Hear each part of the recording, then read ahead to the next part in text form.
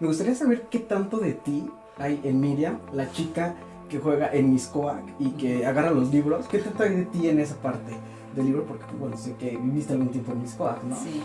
Bueno, crecí en el DF y toda mi vida hasta que me mudé prácticamente en la colonia Mixcoac. Entonces, es lo único que hay de mí. Lo único que hay de ti. Eso, ojalá hubiera sido como, tuviera tenido la inteligencia que tiene Miriam, el personaje de mi cuento. A esa edad no era más bien una adolescente bastante rebelde, ¿no? No era pausada ni tan dulce como esta niña. Más bien se inspira en mi hermana pequeña, que también se llama Miriam, ¿no? Por eso puse ese nombre. Y la otra cosa que sí efectivamente se está inspirada en la realidad es en los papás de Miriam. Sí es mucho el entorno familiar en el que yo crecí, con mucho diálogo. Los círculos de la verdad sucedían en mi casa, ¿no? Es lo único. Oye, ¿te crees políticamente incorrecta en algunas partes del libro? Pues fíjate que no lo creo, ¿eh? No creo que sea políticamente incorrecta. Yo creo que más bien hay un realismo ahí que está vinculado con el lenguaje con el que hablan las y los jóvenes hoy en México, ¿no? Y las niñas y niños con quienes tengo todo el tiempo mucho vínculo. Es decir, no solamente porque me he dedicado buena parte de mi carrera periodística a entrevistar niñas, niños y jóvenes, sino además porque últimamente en los últimos 2 años me invitan mucho a escuelas a platicar con ellos. ¿Cuáles son tus referentes de literatura infantil, juvenil? Tengo muy poca lectura de literatura infantil. Tuve la intención muy clara de escribir este libro desde mi propia adolescente, digamos, ¿no? O sea, como hacer contacto con mi niña interior y sentarme a escribir desde ahí. Cuando yo era niña, en realidad, mi mamá no leía cuentos rusos. O sea, sí, claro, imagínate, los cuentos rusos para niños. Entonces, sí. Ahí luego ya nos tenías a los 11, 12 años leyendo Ana Karenina, entonces no era precisamente literatura infantil. Pero bueno, al final de cuentas, como toda la atención dramática, la vas integrando a tu trabajo periodístico, ¿no? La manera de vincular la literatura y el periodismo. Estamos de acuerdo que la literatura infantil y juvenil hoy en día se centra en sagas, en Harry Potter, en los Juegos del Hambre, mucha distopía, ¿no? ¿Estás listo para entrar a este mercado donde los jóvenes, lo hablábamos hace ratito, están todo el tiempo con el iPad y pelan poco los libros, ¿no? Digámoslo así.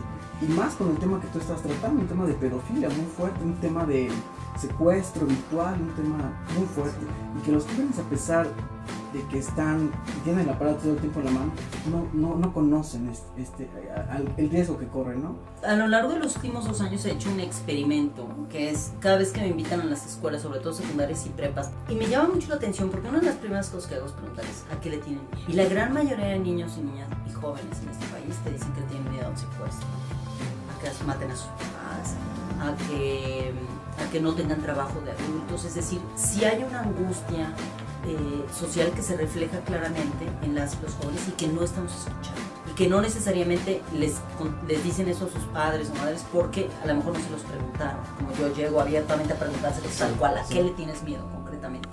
Esa es una parte de esto. Y la otra es que mientras estuvimos haciendo una campaña que se llama Yo no estoy en venta, con niños, niñas y jóvenes en Quintana Roo, terminamos haciendo una capacitación para 8,000 estudiantes, secundaria y prepa, que hacían peer-to-peer education, ¿no? Como educándose entre ellos, como entre iguales, para la prevención de la trata de personas. Y lo que me llamó la atención es que les hicimos un cuestionario para que nos contestaran si conocían algún caso de trata de personas en sus edades o sus escuelas, si conocían a alguien que cometía ese delito, o si habían oído antes.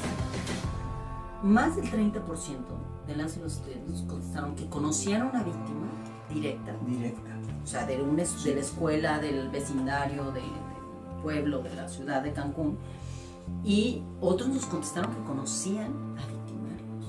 O sea, hubo estudiantes que nos dijeron que conocen a un tío taxista que se dedica a esas cosas de llevar niñas a los turistas. Me di cuenta de que ellos y ellas se dan mucho más cuenta de lo que está sucediendo, de lo que quisiéramos reconocer. Ahora, que una niña, un niño, un joven de 14 o 15 años no hace una reflexión profunda como la que pretendo hacer en el libro, es claro, porque justamente a esa edad, es en la edad en la que tú estás tratando de como solidificar los conceptos de lo humano, al mismo tiempo de que necesitas tener la madurez emocional e intelectual suficiente para que esto suceda. Y la adolescencia es una edad en la que eso no sucede. La adolescencia es una edad en la que justamente el acceso a todo lo fantástico y a todo lo ideal y a todo y a la ficción te permite sobrevivir la apertura, la comprensión del dolor del mundo. Claro. Entonces, por eso este libro se atreve a decir las cosas por su nombre de una manera muy directa y muy sencilla. Totalmente. Es decir, decidí que no iba a elaborar nada más que casi una fotografía de los niños mirando en su tableta la pornografía, ¿no? ¿Por qué? Porque esto sucede en todas las escuelas de este país. Y para las y los adolescentes la pornografía infantil no es un delito, sino es un hecho concreto y en muchos casos es una forma de aprendizaje de la sexualidad. Y es un tema que tenemos que conocer. Exactamente, porque se me hace un tema tabú. Creo que en México seguimos siendo un país muy doble moral. No se habla de sexo, de drogas, de alcohol y menos de un tema de pedofilia, ¿no? Cuando los papás, creo que es un mensaje directo tu libro hacia los padres, ¿no? Los niños y los jóvenes yo creo que lo van a disfrutar mucho porque es mucha aventura y todo esto, pero creo que es un gran acierto para que los papás pongan atención a lo que tú estás diciendo, preguntarle a sus hijos, acerquen a sus hijos, esa era tu verdadera intención. Mira, yo sí, definitivamente cuando ya lo terminé de escribir y empecé a pulir como los personajes y a hacer estos arquetipos familiares como la pareja democrática, igualitaria, el papá presente, este papá maravilloso que existe, ¿no? Sí, en la claro, realidad. claro. Y luego el otro que es la madre convencionalmente hembrista, ¿no? Tradicional, con el papá que es el hombre cartera, que sí es un padre ausente que se entera que su familia existe a partir de la crisis, o los papás fantasmas de los niños bullies, que se habla de ellos pero nunca los ves gráficamente, ¿no? O la mamá de Kayla, que me impacta cómo pone prácticamente en venta a su hija, ¿no? Exacto.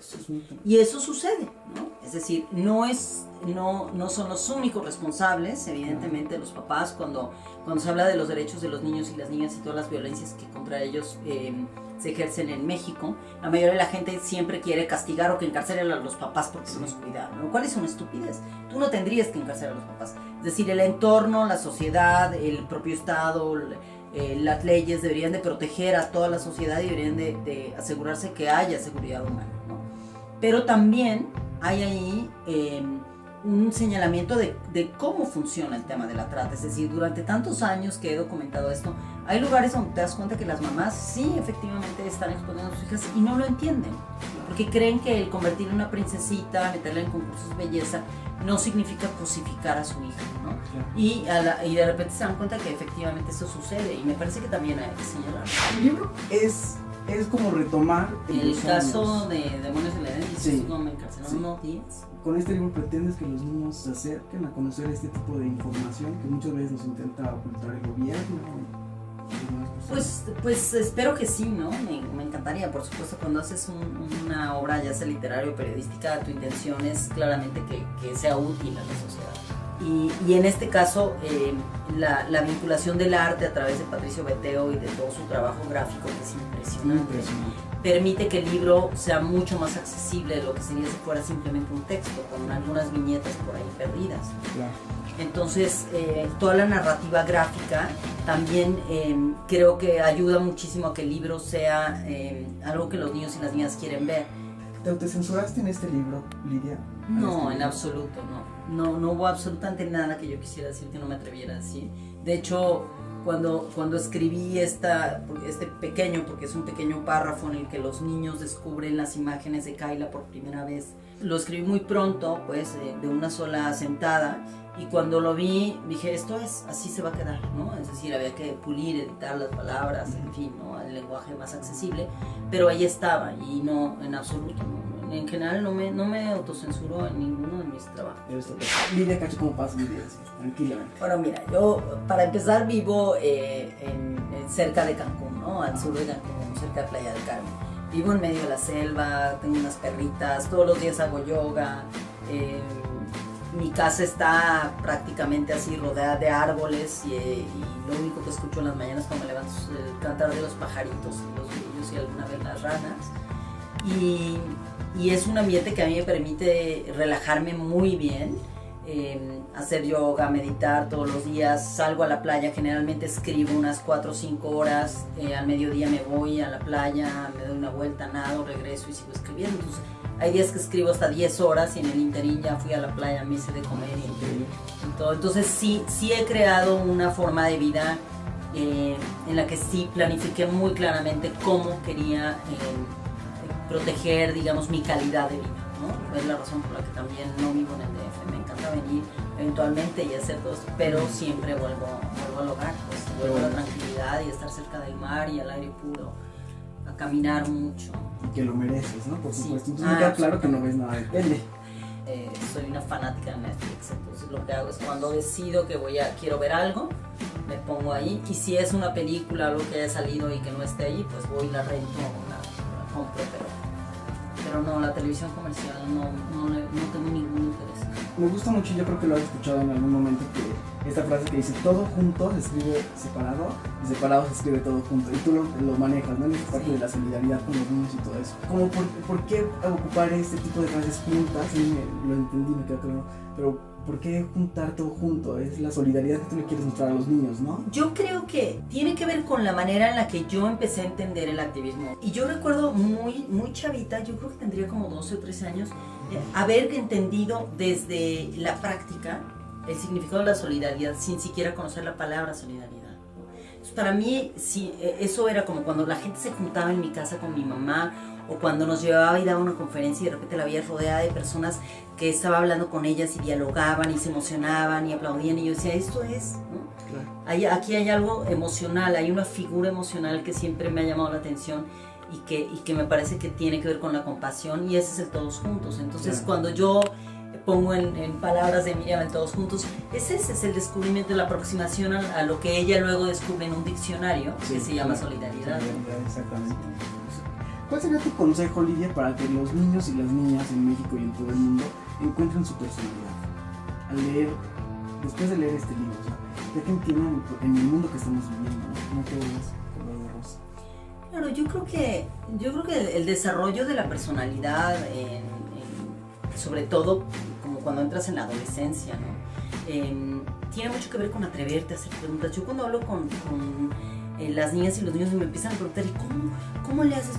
Porque me pasan cosas que no me pasan con los adultos. Hace poco di una conferencia en Tamaulipas con puros chavas de secundaria. Y la mayoría de chicos se levantaron, hombres, y me dijeron, yo quiero ser como tú, yo quiero ser muy valiente como tú. Entonces después lo platiqué con mi familia y mi papá me dijo, mira, ya rompiste la inequidad de género. Antes Sí. sería imposible que un varón se levantara y le dijera a una mujer, yo quiero ser como tú. Y ahora son los niños los que le dicen eso a las mujeres. Y yo no lo había captado así, sin embargo me encantó, porque lo que entiendes es que lo que yo les estoy compartiendo a estos chavos y a estas chavas es, descubre tu héroe interior, ¿no? No desde la cursilería, de la autoayuda superficial, sino es decir, hay una parte de todos nosotros que siempre es un superviviente de cualquier forma de violencia, de desigualdad. Y en el momento que tú reconoces esa fortaleza interior y aprendes a nutrirla, no importa lo que te dediques en la vida, vas a ser una persona mucho más sólida, ¿no? Y más feliz. Yo creo que las personas más fuertes somos siempre más felices, aunque la gente no se lo imagine. Sí. ¿Tú crees que el gobierno está poniendo como trampitas en la educación para que nuestros niños y jóvenes no se den cuenta de todo lo que está pasando? Sí, absolutamente. Toda esta nueva entrada toda esta nueva política del Nobel secretario de Educación, y toda esta persecución de ciertos grupos de maestros y maestras, el cierre de escuelas públicas de la manera en que lo están haciendo, aunque lo nieguen, el debilitamiento del sistema de educación pública y de la modernización de la educación pública, definitivamente tiene que ver con una intención del Estado mexicano, del gobierno mexicano en particular, el gobierno federal y de los gobiernos locales, para callar a la gente. Tú, Claro. mientras más mejor eduques a tus jóvenes, vas a tener una sociedad más rebelde, y lo que no soporta particularmente este gobierno federal y estos gobiernos locales tiene que ver con la rebeldía. Oye, me encantó un dato que pusiste ahí de Mark Zuckerberg, el creador de Facebook. Yo no sabía que lo había creado para acosar a niñas. Y tú, sin autocensura, lo mencionas, ¿no? Claro, fíjate que no eres la primera persona que lo nota, digamos. Me llamó la atención una lectora, una adulta, que lo compró para su hija, y de repente me dice, oye, no había visto la película de Zuckerberg, y ya la vi y me di cuenta que cuando están en las primeras escenas en las que están en la universidad, que están ahí con la página, está ridiculizando a las chavas en la universidad. Y así es como crea sus redes sociales para burlarse de las niñas, para maltratar a las chavas. Entonces me dice, no me había dado cuenta. Y la mayoría de la gente se le escapa ese dato y ve todo lo demás de la película. Yo vi toda la película y tiene muchos méritos ese cuate, pero esa parte no se nos puede escapar. Oye, ¿qué mensaje le darías a los papás? Que seguramente muchos lo van a ver en el iPhone, en algún móvil. Y que están perdiendo en ese momento la oportunidad de preguntarle a sus hijos sobre sus miedos. ¿Qué consejo les darías?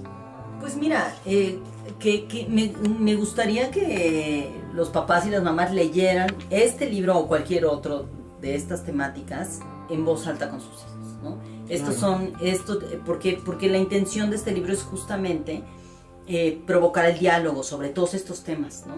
Lo que nos hacen los libros, es decir, tú lees un libro y de repente lo empiezas a discutir con tus amigos, con tu familia, y vas descubriendo todo el metalenguaje, todas las historias alternativas que te da. De repente, lo que acabamos de decir de la historia de Zuckerberg, de repente dices, eso sí es cierto, que ahí estaba y no lo había visto o no lo había señalado. Bueno, pues a mí me gustaría que lean historias, esta y otras, que les ayuden a comunicarse, e incluso de una manera divertida. Yo quería, con este libro tenía mucha claridad de que no quiero provocar miedo, aunque las personas adultas que lo han leído me han dicho que les da mucho miedo el libro. Las niñas, niños y jóvenes que lo han leído me dicen todo lo contrario, que está súper bueno, que está entretenido, dinámico, que la aventura les hace sentir como poderosos, como con herramientas, y esa era mi intención. Mi intención es decir, esta es la realidad que estamos viviendo, pero también en la medida en la que tienes elementos de conocimiento, tienes más posibilidad de defenderte. Lidia Cacho claro que llega con este libro para quedarse nuevamente, para que los niños y los jóvenes conozcan sobre este tema. ¿Y cuál es tu último consejo para extender esta entrevista sin cosas? ¿Qué último consejo le darías a los niños que busquen información en la red? ¿Qué información? O sea, se meten a Facebook, sí, pero ¿qué otro tipo de alternativas les das para que acerquemos a la lectura? Vamos. Yo creo que es muy difícil ponerte a aconsejar a los niños para decirles qué leer y qué no leer, porque también depende mucho del entorno, ¿no? de cómo descubren las palabras, pero siempre la lectura te ayuda a entender el mundo mejor y abrirte a otros mundos, ¿no? 5 palabras y te respondo lo primero que se me. Bibliotecas. Salud, Libros. entretenimiento, Pedofilia. crimen, Gobierno.